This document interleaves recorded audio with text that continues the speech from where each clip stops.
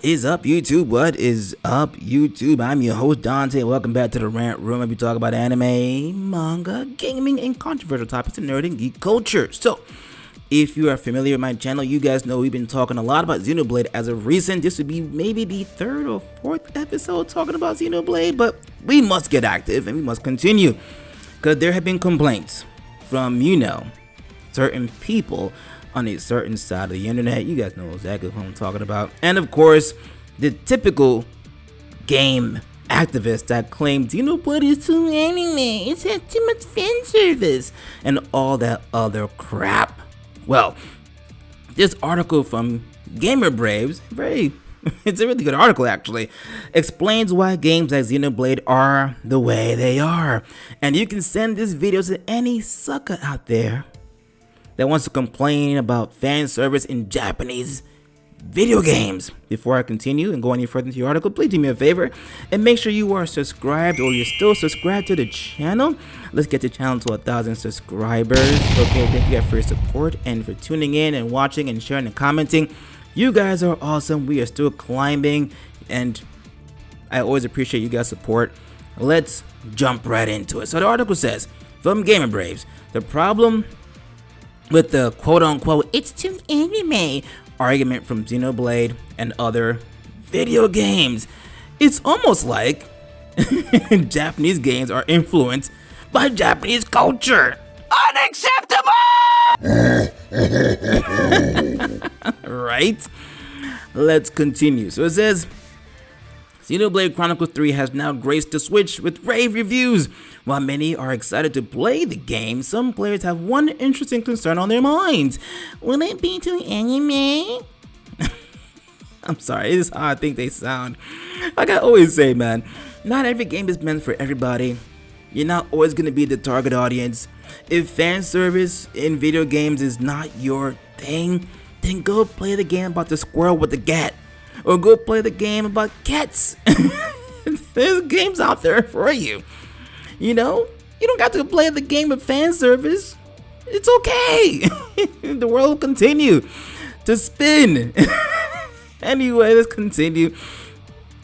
It's a criticism that I've personally seen circulate through a lot of discussion about Japanese IPs like Fire Emblem, Shin Megami Tensei, Street Fighter, Tekken, Guilty Gear, and many others. Every time there is a new entry into a classic Japanese franchise, it always seems to be too anime compared to earlier titles. The argument has been heavily used against Xenoblade Chronicles 2 in comparison to the first Xenoblade due to it having things like more blatant fan service, a more shonen hero, and a more generic art style, and people are worried 3 might be the same. Is this complaint really valid though? Are Xenoblade and all other games getting too anime? Let's continue. This says, they've always been anime. And this part gets really cool and crucial, so you gotta pay attention to this part right here, fam. It says, what do people mean by too anime? It seems to be primarily the stereotypes most associated with anime, primarily shonen tropes like heroes screaming about friendship and dreams, fancy power-ups, and a lot of fan service.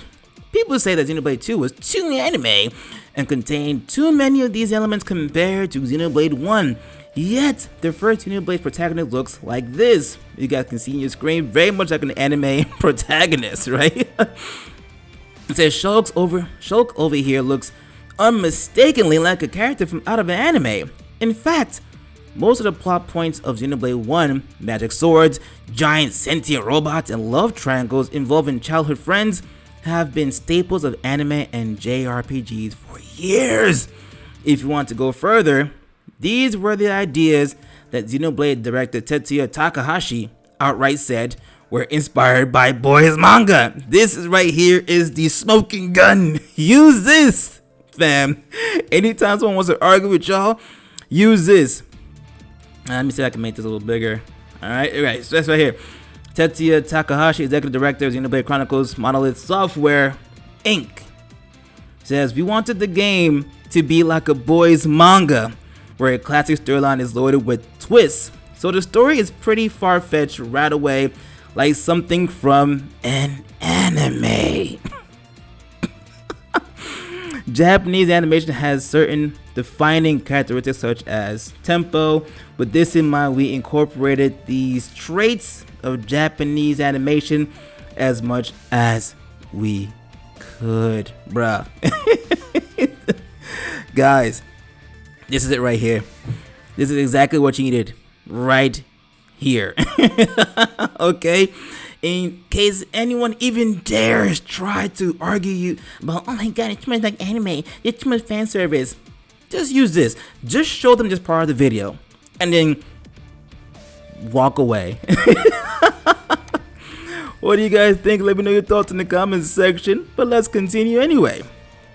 And if your problem is too much fan service or way too many waifus, well, Xenoblade and even its predecessor, Xenogears, had those as well. Xenoblade Chronicles X even had a boob slider for its I forgot about that. Customizable characters, and fans complained when it was removed from Western versions of the game. Yes. If you look at other Japanese video game franchises, you see that few of them stray from their anime roots. Shin Megami Tensei took elements from Devilman, and even Dragon Ball Z. Guilty Gear is directly inspired by the manga Bastard, which you can watch on Netflix, I believe. And people complain about how the new character Lucky Chloe in Tekken 7, yet Tekken has had anime-inspired characters since the original game. Bro, this article is amazing. These guys did their research and was like, listen, we're gonna make sure this stuff is so perfect that you cannot even give me a counter argument. This is great. It's awesome. And like I said, man, I get it. Big boobas, fan service, I guess guys like this isn't for everyone. I totally get that. And if that's the case, play something else. It's not that difficult, people. Play something else. Like, it's just... Let's continue. At the end of the day, anime is a huge cultural institution in Japan, the same way Disney is in America. With that in mind, it makes sense that many Japanese video games take elements from anime. These are ideas that the Japanese staff and audience grew up with and are naturally familiar with. It would be pretty difficult to remove all that context when they likely consider these tropes and ideas fairly normal. And let's end this real quick. It talks about other games with fan service like Dead or Alive, which is heavy on the fan service. But let's go to the closing thoughts, alright guys? So it says, hold on, real quick. Alright, it says, as previously stated, Japanese video games and anime are inherently interlinked. Without trying to strawman, a large chunk of the two anime crowd seems to come from Westerners, which is very true. I'm not saying the Japanese audience do not complain. It's very small compared to the Western audiences. It's a fact.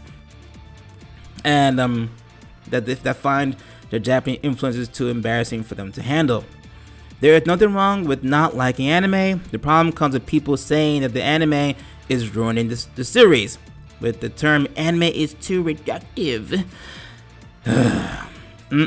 For example, I've seen a video saying that fighting games would be able to break out in the mainstream if there were less anime, but it never really explained what anime aspects it wanted to remove. Anime can mean so many different things that you can't boil it down to say a set of tropes that you don't like. It's true. It's very true. I feel this argument also overlooks the fact that anime influence on the games has always been an integral part of the inspiration and appeal. I honestly can't imagine what a less anime Guilty Gear or even a Street Fighter will look like, to be honest, and I think they'd be pretty boring by comparison. It's very true.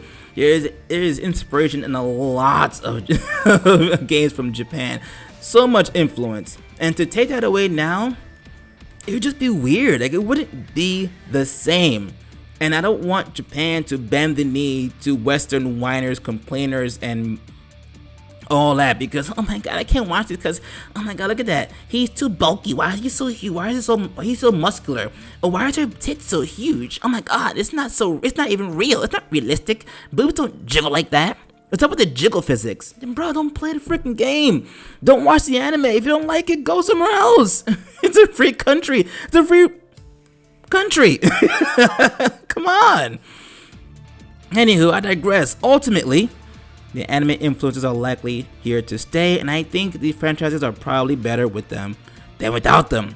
100% facts. Yes, yes, yes, and yes. If one entry doesn't quite get it right, let's just hope they do better with the next one. Like I said, guys, this article is perfect. Completely freaking perfect. And this picture right here, like I said, if you want to screenshot it or whatever, I don't care, do what you gotta do. But in case anyone even dares argue you about the fan service in Xenoblade, like that stupid writer from The Gamer, just send them this picture. If anything else, if you don't want to send the entire episode, send them this picture right here. Anyway, what are your thoughts? Let me know in the comment section. I'm looking forward to reading your comments, of course, as always. And if you're not subscribed, please consider hitting the red subscribe button for daily content like this in nerd and geek culture content, anime, manga, and gaming. Let's get the channel to 1,000 subscribers, and let's keep on getting active. See you guys next time. Peace.